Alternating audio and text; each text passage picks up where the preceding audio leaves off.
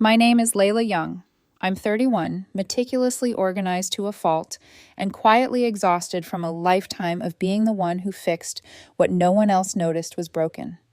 Last year, after months of juggling projects, late-night work calls, and family emergencies, I booked a flight across the country for my father's 60th birthday.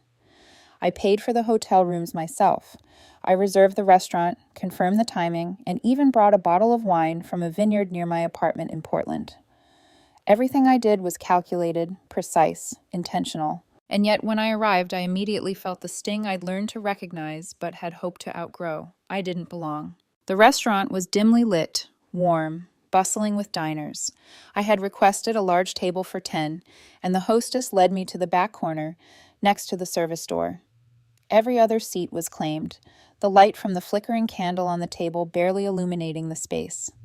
My mother, sitting across from my younger sister Clara and next to my father, glanced up and said, "Oh, there you are," as if she hadn't noticed I existed for the past 5 minutes. "That's my seat?" I asked quietly, half hoping it was a mistake. Clara tilted her head, a smug smile tugging at the corners of her mouth. "Well, we didn't know if you were still coming." I blinked. "Mom, I confirmed twice." My mother shrugged, casual, indifferent. "You didn't respond in the group chat for a while." Clara leaned back, glass of red in hand, and said with venom disguised as carelessness, "No one actually likes you, Layla. They just feel bad." I froze. My mother didn't intervene. She simply nodded, like she was giving directions to a lost tourist. "You're not even supposed to be here." For a moment, the clatter of dishes from the kitchen, the chatter from neighboring tables, everything blurred. I scanned the room. No one met my eyes. My uncle examined his menu with sudden fascination. My cousin fumbled with her napkin. Even my father gave a polite, lukewarm nod, the kind you reserve for a neighbor's child you barely recognize. And then I realized this wasn't just a Thanksgiving oversight. This was years of quiet dismissal, of invisible labor and unacknowledged sacrifices, culminating in a single, sharp, cutting moment. I sat down at my corner table, set my wine down, and let the emotions settle around me like fog. It wasn't loud, it wasn't overt, but the weight of being the one who always stepped in, who always paid, who always cared more than anyone else, it pressed down on me, like the dim ceiling above. I thought about the double shifts at the campus library at 19 to help with rent, driving for a food delivery app late at night just to make ends meet, covering my mother's car repairs, co-signing for Clara's NYU tuition while she swanned around with fragile perfection, flying home at 24 when my father slipped a disc, missing a potential career launching opportunity because the family needed me. And yet here I was, invisible, reduced to a corner chair by the service door. My sacrifices, my flights, my money, my time, invisible. I took a breath, calm, measured. I would not explode, not yet. Instead, I let the storm coil inside me, a quiet but undeniable energy, preparing me for what I knew I would have to do. I watched Clara post another selfie, red wine glinting in her fingers, and realized how absurdly predictable this pattern was. She thrived on the benefits of my labor while claiming credit for what she never earned. She didn't see me, only what I provided. And my parents? Silent spectators, complicit in the theater of entitlement. I let my eyes drift to the flickering candle between my hands. Years of careful planning, of supporting, of forgiving, of absorbing emergencies. And yet, I had no place at the table except this corner, beside the swinging kitchen door. I felt a tiny spark, barely noticeable at first, then growing, no more. 20 seconds. I would give them 20 seconds to feel the weight of all those years, to understand the quiet, invisible labor that had made their lives easier, to face the fact that I had finally stopped tolerating being invisible. And I realized something else. This wasn't just about them. It was about me, about claiming my dignity, about standing, finally, in the truth of my worth without needing permission or approval. I lifted my glass, quietly, firmly, 20 seconds. I sat there, glass in hand, letting the tension settle like dust in the corner of the room. 20 seconds. That was all I needed to let the truth begin its work. For years, I had been the family's invisible backbone, quietly absorbing every emergency, every financial shortfall, every minor disaster, while my sister Clara floated through life untouched. When Dad lost his job at the factory, it was 19-year-old me picking up double shifts at the library, delivering food late at night, ensuring the bills were paid and the lights stayed on. When Mom needed tires for her car, I paid. When Clara was accepted to NYU, out-of-state tuition, I co-signed her loans and covered her first semester because, in Mom's words, she's fragile. I was the stress sponge, the silent safety net, the one who absorbed all the tension so everyone else could breathe.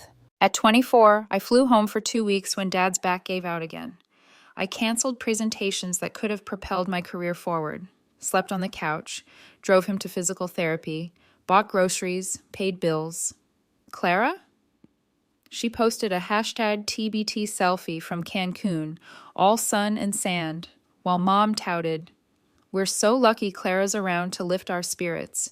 She has such light energy. Light energy." She hadn't lifted a finger. I remember the first time I tried to ask Clara to contribute calmly, rationally. Mom's dental bill, $1,400. Clara rolled her eyes. "You're the one with the corporate job, Layla. Don't be petty." Petty. I was already sending $400 a month to my parents at the time. Every emergency, every request, every crisis, I handled alone. And slowly, imperceptibly, the family's gratitude shifted into expectation. Suddenly, I wasn't helpful anymore. I was the default. Expected to cover the Airbnb for family trips. Expected to fly in on holidays regardless of cost. Expected to upgrade to first class because Clara gets anxiety and coach. Expected to pick up the tab because Uncle Travis was going through a rough patch. At first, I didn't push back. To push back meant guilt. "Layla, how can you say no after everything we've done for you?" But the truth was, I had built everything on my own. No handouts, no inheritance, no wedding fund, no co-signers, just long hours, quiet sacrifice, and the constant gnawing feeling that nothing I did was ever enough. 2 years ago, I started keeping track. Every transfer, every Venmo, every emailed flight confirmation. A digital graveyard of generosity. It began to surface during Clara's birthday trip to Palm Springs. 10 people, luxury villa, heated pool, spa days. I was expected to cover it all. I hesitated this time, daring to consider. I can't pay for everyone. The messages came in quick succession. Clara, didn't you get a promotion? Stop acting broke. Mom, it's her birthday, Layla. Dad, we need to talk. You're acting different. And I was different. I realized then that my generosity had become a weapon against me, a silent chain wrapped around my life. Still, guilt won, and I paid. $4,385. A number, a weight, a reminder of how invisible I had become in my own family. Then came the salon emergency. Mom's card was declined. Locked in, humiliated. I sent $800. 15 minutes later, Clara posted a story. Self-care queen. No thanks, no acknowledgement. Just proof that my labor, my life, was invisible, replaceable. And now, Thanksgiving. Clara planned Dad's 60th. I booked the hotel, paid $1,742 for 3 rooms, covered the dinner tab, none of which was reimbursed. I arrived to the corner table, the dismissive glance from Mom, the smirk from Clara, and the whispered confirmation, "You're not even supposed to be here." The realization hit me in waves. I wasn't family anymore. I was funding.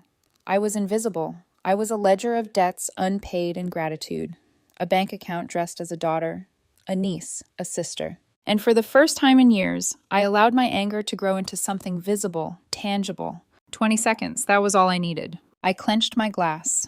I would speak. I would expose the pattern. I would make them feel, if only briefly, the years of silent labor they had taken for granted. The room hummed around me, oblivious. I was calm, measured. I was done being invisible. I stood slowly, deliberately, in the corner of that crowded, dim restaurant. Glass of wine in hand, I cleared my throat. 20 seconds, I said, not quietly this time, firm, deliberate. Clara rolled her eyes, tilting her head. What now? I let my eyes sweep across the table, taking in the expressions of shock, confusion, and slight irritation. My mother froze, hand hovering over her wineglass. My father's fork paused midair. Cousins peeked at their phones. Everyone knew something was about to happen. I counted silently. 5 seconds. 10. By 20, the room was still. The silence was palpable, heavy with the weight of anticipation. I could feel the tension in the air like static electricity, ready to snap. Do you want to know why I'm here? Why I've spent years trying to hold this family together, only to be made invisible? My voice was steady, almost cold. I began my recital. May 12th, 2019. $1,900 for Clara's car repair. Never repaid. July 4th, 2021. Airbnb in Napa. I paid $3,000. Family promised to split later. Still waiting. August 2023. $800 for your salon lockdown. Remember, Mom? You said they wouldn't let you leave until you paid. Each date, each dollar, each anecdote landed like stones in the silence of the room. Clara flushed crimson. That wasn't my fault, she stammered. The mechanic. No, Clara, I said, calm as ice. It was your choice to let me pay. It has always been my choice. You just never let me choose anything else. I turned to Mom. And you? Her lips parted, but no words came. You nodded when Clara said I wasn't supposed to be here. You didn't defend me. You didn't think to stop it. You expected me to forgive and continue to pay. My father's chair scraped back. Layla, sit down. No, I interrupted, stepping closer, glass raised like a gavel. I've earned this. I paid for this moment. Listen. I laid out the evidence like a prosecutor presenting a case. Receipts, Venmo transfers, flight confirmations, 3 years of proof of my family's exploitation. The shock on their faces was almost cinematic. Every emergency, every birthday, every trip, every spa treatment, I was expected to fund it. And you sat there smiling, pretending I didn't exist, except as a source of money, time, and labor. Clara opened her mouth, searching for words. None came. I took a breath, steady, deliberate, controlled. No more. No more flights. No more hotels. No more bailing anyone out. No more funding Clara's luxury retreats while she blocks me from photos. No more invisible labor. From now on, you don't get any of it. The room froze. My mother's voice trembled. What does that mean? It means I am done, I said. I am done being invisible. I am done being used.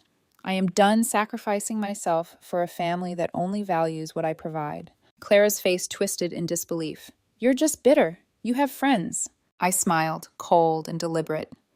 I have people who love me, people who see me, and the only reason anyone came to your Palm Springs trip, Clara, was because I paid for it.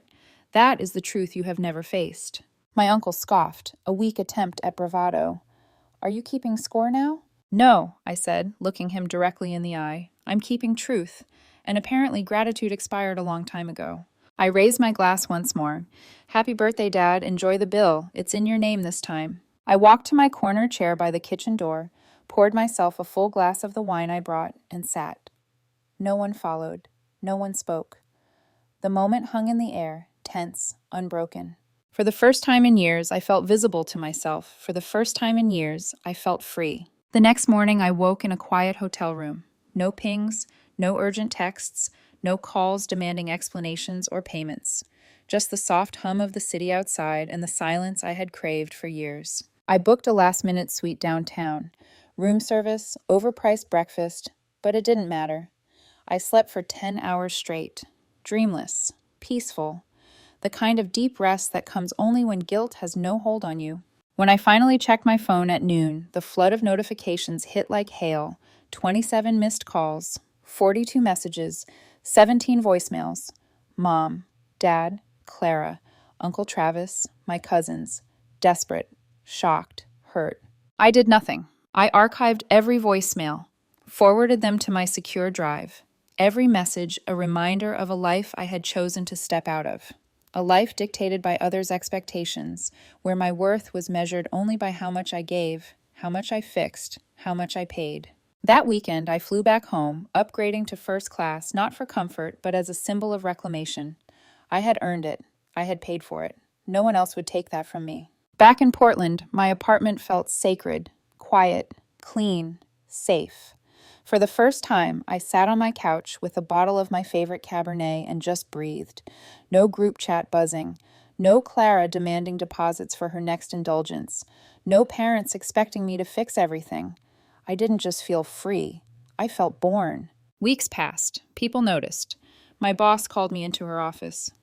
"I don't know what's changed, Layla, but you're sharper, more focused, more alive." I smiled. Promotions, raises, autonomy, recognition, all because I had finally chosen myself. I joined a gym, not to punish my body, but to reclaim it. I started dating again, for real. Not stolen hours between crises. Coffee that lingered into wine. Conversations that weren't interrupted by panic texts. Life that wasn't dictated by guilt. 3 months after that fateful dinner, I hosted a friends gathering at my place. 15 people, colleagues, neighbors, even a man I'd met hiking. Real laughter, real joy, real presence. No one asked me to pay for anything. They just came, chose to be there. And then, from the shadow of my old life, messages trickled in about Clara. Housewarming disaster, catering canceled, champagne never arrived. 30 guests standing around a half-decorated condo, sipping boxed wine, eating cold shrimp. The irony was almost laughable. I didn't reply. I didn't intervene. I simply watched the system I had exited continue without me, a reminder of how long I had been trapped in someone else's version of family. Months later, I noticed the true gift of my choice: silence. No buzzing phone, no guilt-laden texts, no urgent pleas, only quiet, clean, beautiful silence. It struck me as I prepared for a business gala: black tie, rooftop, city lights spilling across the skyline. My company had signed a 7-figure client. I was receiving a leadership award. As I adjusted my collar in the mirror, I realized I almost missed this life because I was too busy living someone else's. The truth hit harder than I expected. 31 years of my time, my money, my worth, all belonged to a family that didn't see me, and I had let it happen. But not anymore. That week, a small package arrived. No return address. A single object inside. A photograph of me, Clara, and Mom on a beach in Santa Cruz. I was 22. I had paid for the trip. Clara wore sunglasses I bought her. Mom wrapped in a blanket I packed. On the back, in neat handwriting: "We didn't deserve you, but thank you anyway." No tears, no smiles, just acknowledgement. Closure isn't a scene, it's a decision. I folded the photo and placed it in a drawer. I didn't need revenge. I didn't need apologies. I needed me. Finally, I closed the accounts that tethered me to that version of myself. Sold the backup phone for the family chat. Blocked every number that tried to tether me to old expectations. And I breathed, deeply, fully. People ask now, "Do you talk to your family?" I answer, "I talk to the parts of them that live inside me. The guilt, the fear, the need to prove myself. But the people themselves? No. Silence. The kindest sound I've ever known." Sometimes freedom looks like a long pause. Sometimes it sounds like no ringtone. Sometimes it feels like a deep breath on a rooftop in a tuxedo, holding a glass of wine, looking at a city that knows your name. That night I gave a speech. Warm lights, real applause. I said, "For a long time, I believed love was sacrifice, that the more I gave, the more I'd be seen. But I was wrong. Love isn't loss. It's being loved back. It's boundaries. It's respect. And tonight, I choose myself." Applause, tears, not mine, and then silence. A silence I had earned. Because here's the truth: I am no longer the family bank, no longer the fixer, the doormat, the ATM, the safety net, the invisible one beside the kitchen door. I am Layla Young, daughter of no expectations, sister to no guilt, survivor of a family that taught me what love isn't, so I could finally discover what love is. I walk forward now with both hands open, not to give, but to receive, and this time it's on my terms. Months passed, and life unfolded in ways I had never dared to imagine when I was still shackled by guilt and expectation. The quiet apartment in Portland became a sanctuary. Every corner, every wall, every carefully chosen object reflected me. Not the Layla who existed only to serve, pay, or mediate, but the Layla who finally mattered to herself. Work flourished. Promotions came, yes, but more importantly, respect followed. I was no longer just a reliable employee, always giving, always accommodating. I had a voice, and for the first time, people truly listened. My boss stopped interrupting me. My ideas were considered, valued, implemented. I felt agency over my own life. Even dating was different now. Real connection, real choice. I went on long walks, dinners, and spontaneous weekend trips. For the first time, I allowed myself to be seen, not for what I could give, but for who I was. No guilt lurking in the shadows. No one holding an invisible ledger of my worth. And sometimes, just sometimes, memories of my family surfaced. But instead of dread, I felt clarity. I could think of my parents, Clara, my extended family, and feel compassion without being manipulated. I was still human, capable of love, but not at the cost of my own self. Boundaries had transformed my life, turning me from a caretaker into a full, breathing individual. One evening, I stood on the balcony of my apartment, overlooking the city lights stretching endlessly. The air was crisp. I held a glass of my favorite wine. The streets below moved in a rhythm I didn't need to control, didn't need to rescue, didn't need to fix. And in that moment, I realized freedom isn't just a word. It's a feeling. It's quiet. It's power. It's the ability to choose yourself every single day. The photograph Clara had sent, the one with Mom and her on the Santa Cruz beach, remained tucked safely in a drawer. I never revisited it. Closure, I had learned, is not a spectacle. It is a choice, a boundary honored and maintained. They had reached out in a rare moment of reflection, but I had chosen my space, my life, my peace. And that choice was more valuable than any apology, any acknowledgement, any fleeting gratitude they could offer. Life went on. Birthdays, holidays, celebrations, I attended only when I wished, only when it added joy. I had friends who mattered, colleagues who respected me, a city that belonged to me. I traveled not out of obligation, but for delight. I laughed freely, I loved freely, I rested deeply. And then came a quiet revelation. I had built my own family, not born of blood, but of love, respect, and shared experience. The people who showed up for me, without expectation, without ledger, without demand, they were my chosen family. And I finally understood that family is not a system of duty and sacrifice. Family is love, respect, and mutual presence. Looking back, the years of invisibility, of exploitation, of unacknowledged labor were painful, yes, but they were also lessons. I had learned what love is not, so that I could recognize it when it finally came my way. I closed my eyes, breathing deeply, feeling the weight lift fully from my shoulders. I smiled, not because of anyone else, but because of myself. For the first time in 31 years, I was free. I am Layla Young. I choose my life, I choose my love, I choose my boundaries. And this time it's on my terms.